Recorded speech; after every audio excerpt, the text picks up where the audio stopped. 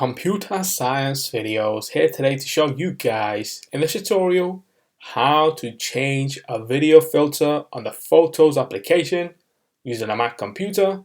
Without further ado, let us start the video. So in this tutorial, you need to have access to a Mac computer, have access to the Photos application which is built into the Mac computer. We can now start the tutorial.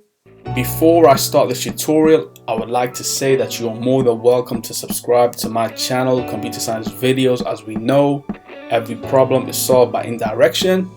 You can also follow my Twitter account. We are trying to grow as fast as ever. I'm on TikTok. We post videos here and there. Follow my page on Facebook. I'm also on Instagram. You are more than welcome to support me on PayPal. Let's now focus on the video. So now let's go down to the dock. Go to the Launchpad, go to the Photos application. Search for this. Enter to open up the application. Wait for that to load. Once that is loaded, now go to Albums, Media Type, and then Videos. As you know, we have been working with videos.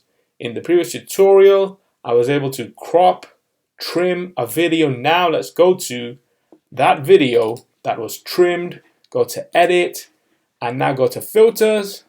We can now change the video filter from original to vivid, vivid warm, vivid cool, dramatic, dramatic warm, dramatic cool. I also change that a step further, mono, silver tone, or noir. So let's now change it to vivid warm. Click on done. As we can now see, the video filter has drastically changed via the Photos application. So we can now go back one, quit Photos. And so that's it for this video. I'll see you guys in my next tutorial. Thanks for now.